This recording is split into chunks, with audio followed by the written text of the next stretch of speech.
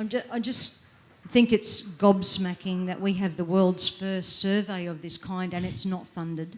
And I understand the limitations of the sampling technique, but I also think for free, the government is getting a free kick, which is just unrealistic in a future context and should be addressed.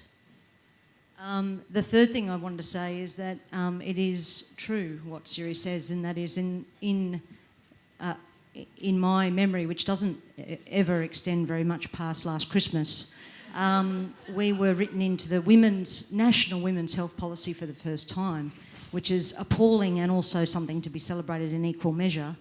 But I'd say that if the general women's population had these stats about alcohol use, about 60% of us seeking mental health treatment, and then accessing mental health treatment that's actually quite subpar, not tailored to our issues, and actually not understanding what they might be in the first place and just throwing you some medication as a result. If the general population had the same rates of confusion around whether they need pap smears or not, there would be a huge, huge effort. And so, in my view, no action is no option around this stuff. And it's great that Tanya Plibersek was here, and I think that's actually not to be underestimated. But a politician showing up to one event in her electorate at one time, notwithstanding she's the Federal Health Minister, is the start of something. What needs to happen is a bunch of involvement and advocacy after that. So I think my panel question to all of you, in whatever guises that you operate in, and of course it's a fantastically diverse panel that we have here tonight, operating in different spheres. What's the advocacy? What's the involvement? And how do you maintain any sort of a momentum on the back of what is really a community-driven exercise to push the stats in front of the government? Who wants to field that one? Because I mean, that's really important that, you know, that the people walk away from this knowing that there is something on the ground that you can do. I'd actually turn the question back on you, and I think that you all need to think about, is this, are the health issues that you're facing in your lives lesbian health issues?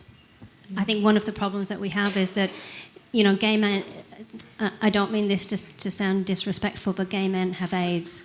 And in some ways that helps people to think about a particular issue, and I think that we don't have a particular issue, and I think as a community that can make it hard for us to kind of think about what's the kind of thing that we're going to organise around, what is the kind of thing that we're going to advocate, and we have lots of issues. That's what's coming up in SWASH. There's lots of different things that we need to think about. So I think that we kind of need to identify those issues for ourselves as, are these issues for us as women, or are these issues for us as LGBTIQ people? And once we can make those kinds of decisions, then we can start doing that kind of advocacy work that says, no, these are lesbian health issues. Siri, you looked like you wanted to say something to that. Is that done? Yeah? I think Julie covered that pretty comprehensively. Yeah. I mean, you know, I agree with what Karen has been saying for a long time. I think health is also a personal responsibility, and so that you can interpret that to mean it's my individual responsibility to take care of my health, but I think as a community, taking care of each other's health in terms of being able to have those conversations, you know, assisting people to find service providers. We don't have a map of like lesbian competent service providers that we can access. Maybe one day we will, but we know as a community we hold knowledge. We hold a lot of knowledge about ourselves and about what services are able to respond to our needs, and it's about sharing those, and it's about encouraging each other to access preventative healthcare, you know, to engage in those conversations. I think that's really powerful advocacy. You know, the other stuff is awesome as well, and even coming along to a night like this, I think this is all advocacy, and it's fantastic. And I encourage everybody, instead of just leaving the studies on the tables, is actually grab a hold of them and have a good look at them and see if it doesn't actually maybe galvanize you. As you said, in the men's community, AIDS is a galvanizing force, that maybe the statistics that are in the SWASH study should be a galvanizing force in our community to make us look a little bit more seriously at our health issues.